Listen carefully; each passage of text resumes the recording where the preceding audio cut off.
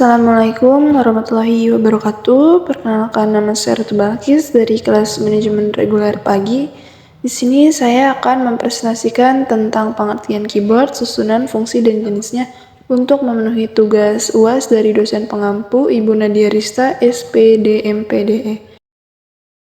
Di sini ada pengertian hardware.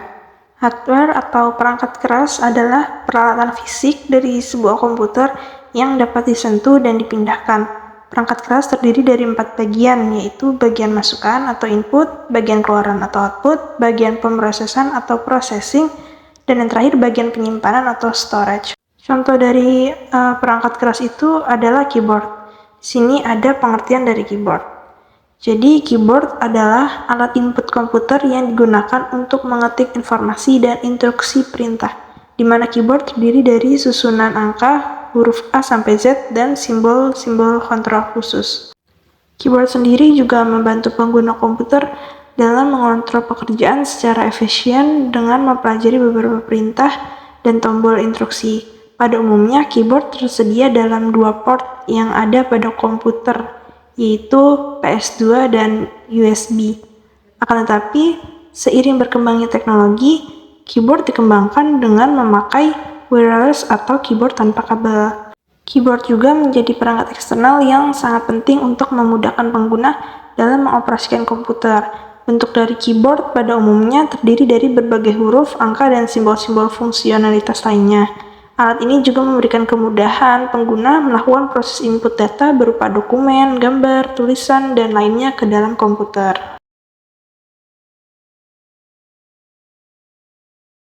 Lalu di slide selanjutnya ada susunan tombol keyboard berdasarkan fungsinya.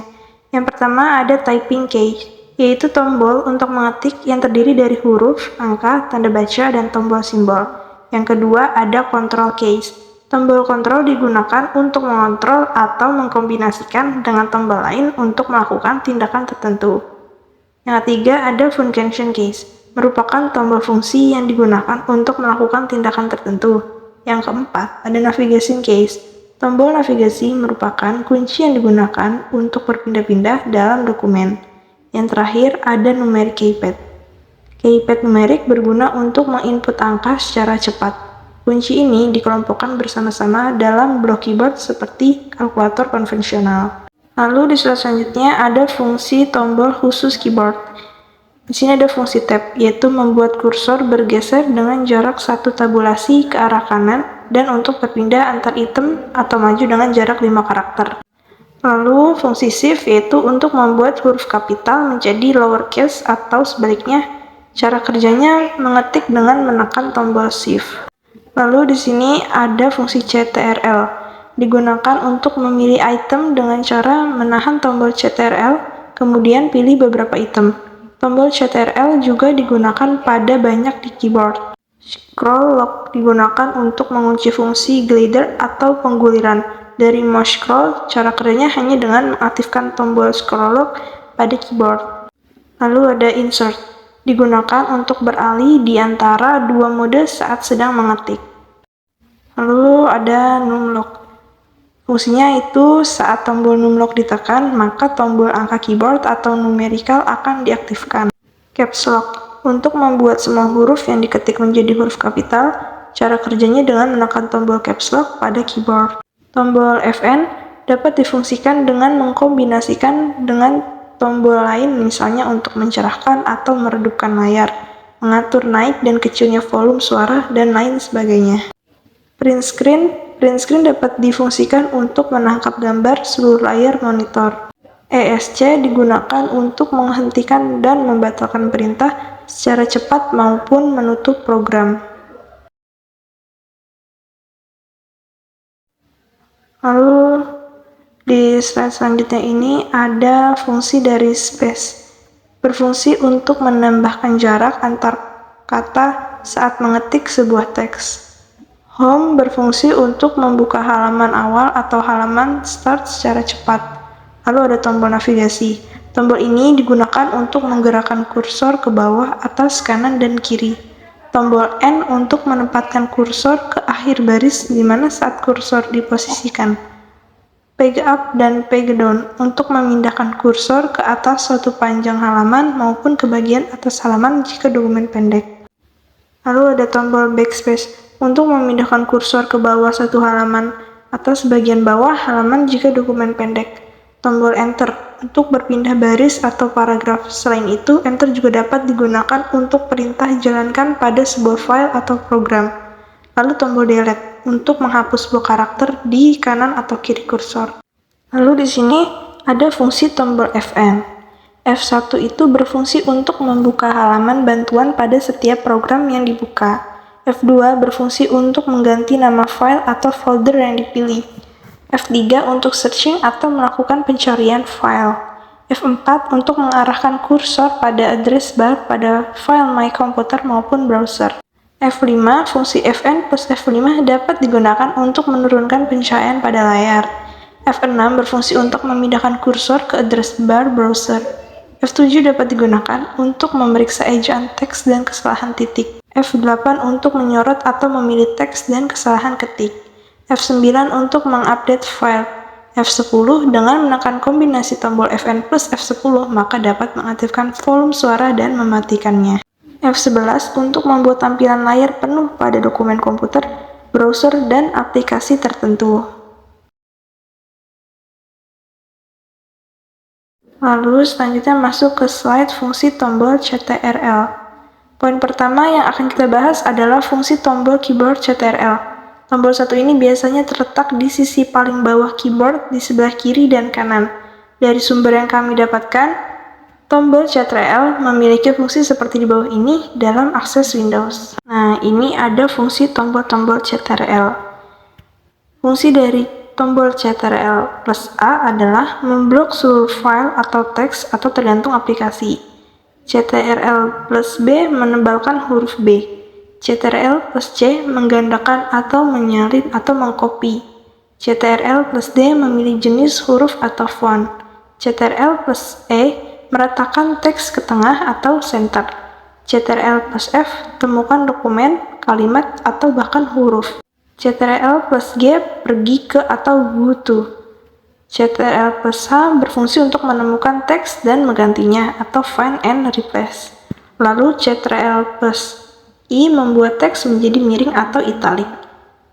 CTRL plus J berfungsi untuk meratakan teks kanan kiri atau justify. CTRL plus K membuat hyperlink pada teks atau insert hyperlink. CTRL plus L membuat teks rata kiri atau leave. Lalu CTRL plus M menggeser paragraf satu bar ke arah kanan. CTRL plus Shift plus M menggeser paragraf satu bar kiri. CTRL plus N membuat file baru atau new. Lalu ada CTRL plus O membuka file atau open. CTRL plus P berfungsi mencetak berkas atau print.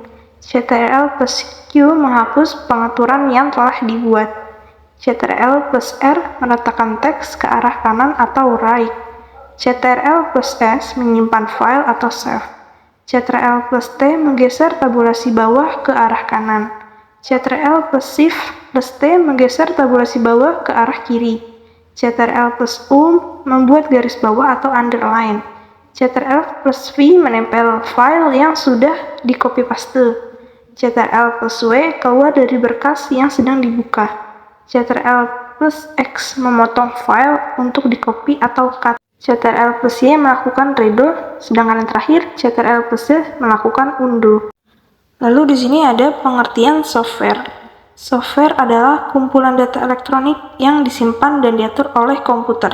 Data elektronik yang disimpan komputer bisa berupa program yang berguna untuk menjalankan suatu perintah. Software juga merujuk pada program yang terdapat dalam komputer dan hanya bisa dilihat, sehingga perangkat lunak tersebut tidak dapat dirasakan fisiknya seperti halnya perangkat keras atau hard disk. Lalu di slide selanjutnya di sini ada pengertian Microsoft Word. Microsoft Word adalah sebuah perangkat lunak atau software pengolah kata, program pengolah kata atau dikenal juga dengan sebutan word processing. Microsoft Word juga adalah program pengolah kata yang berupa software aplikasi yang berfungsi untuk membuat tulisan dengan berbagai macam format seperti surat, laporan, jurnal, dan sebagainya. Program pengolah kata ini bisa diakses lewat desktop dengan sistem operasi atau OS, macOS, atau Windows OS. Dengan desain itu, Microsoft Word mampu memastikan semua kata yang ditulis pengguna akan muncul persis saat dicetak atau dibuka di platform lain. Nah, fungsi Microsoft Word yang pertama adalah untuk membuat surat. Penyusunan surat pasti memiliki format khusus yang ditetapkan oleh suatu institusi. Format tulisan ini bisa disusun atau diolah menggunakan fitur yang ada di Microsoft Word. Nah, selanjutnya ada pengertian PowerPoint. Microsoft PowerPoint atau biasa disingkat PPT adalah salah satu aplikasi milik Microsoft yang biasa digunakan dalam presentasi, entah itu presentasi bisnis, materi pelajaran, tugas, kuliah, karya penelitian, ataupun lainnya. PowerPoint ini masih termasuk dalam software ya teman-teman. Pengguna juga bisa menyampaikan materi dalam bentuk slide dalam komputer atau layar besar. PowerPoint memudahkan pengguna untuk melaksanakan presentasi menarik seperti memasukkan gambar, video, dan sedikit tulisan. Aplikasi buatan Microsoft ini juga memiliki berbagai fitur untuk membuat slide presentasi. Pengguna dapat membuat, mengubah, dan memberikan tampilan menarik. Adanya slide presentasi ini memudahkan audiens menangkap materi pembelajaran. PowerPoint dapat dipakai untuk pemula, dan juga ada berbagai fitur seperti template, desain, transisi, animasi, dan gerakan seperti Microsoft Word. Terdapat menu utama yang bisa dipilih untuk pengguna. Contohnya saja menu file untuk membuka slide, presentasi, dan menu utama. Ada juga menu home yang berisi fitur untuk mengatur tulisan dan slide presentasi. PowerPoint juga memiliki menu insert dan desain seperti Word. Lalu selanjutnya di sini ada pengertian dari Microsoft Excel.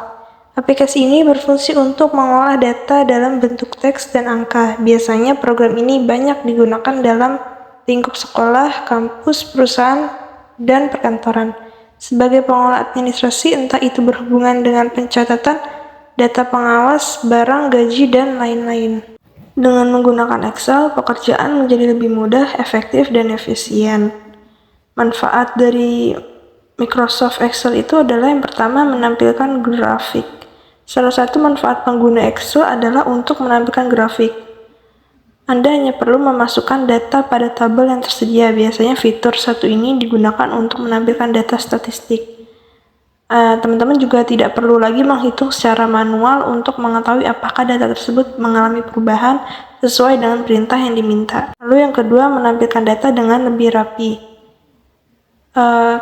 Kerap kali kan kita nih dibuat pusing dan bingung saat harus membaca data berupa angka-angka. Sekarang tidak perlu lagi karena dengan Excel data berupa angka tersebut dapat ditampilkan dengan lebih rapi dan terorganisir. Bahkan teman-teman dapat menentukan tampilan akhir dari data angka tersebut, baik melalui sebuah grafik, diagram, ataupun hasil akhir dari rumus tertentu. Lalu yang ketiga, membantu para programmer. Seperti yang telah diketahui sebelumnya, Excel juga menjadi program pilihan para pekerja di bidang lain, khususnya para programmer, yang harus bergulat untuk memasukkan rumus dan data berupa angka. Dengan memasukkan rumus dan data angka pada Excel, para programmer dapat merekam ataupun mengubah setiap data dengan lebih mudah. Hal ini pun dirasa lebih efisien dan efektif untuk menciptakan program atau aplikasi yang sempurna. Excel juga memiliki fungsi seperti membantu penghitungan waktu dan tanggal. Berbeda lagi bagi teman-teman nih yang saat ini bekerja di bidang yang berkaitan dengan tanggal dan waktu. Penggunaan tanggal dan waktu dalam sejumlah program atau proyek tertentu memiliki andil yang besar. Hal ini pun juga melibatkan data berupa angka yang harus dimasukkan secara hati-hati dan sesuai dengan data. Salah satu cara untuk meminimalisir terjadinya kesalahan adalah dengan memanfaatkan Excel. Lalu fungsi Excel selanjutnya adalah penghitungan database. Untuk menampilkan data berupa angka di sebuah tabel. Ternyata Excel juga menjadi salah satu program yang akrab di kalangan para programmer, karena Excel juga kerap digunakan untuk penghitungan database. Perhitungan database merupakan tingkat ketidakpastian yang sangat tinggi agar program yang akan dijalankan nantinya dapat berjalan dengan lancar. Sekian, terima kasih. Jika ada kesalahan ataupun kekurangan kata, mohon dimaafkan ya. Assalamualaikum warahmatullahi wabarakatuh.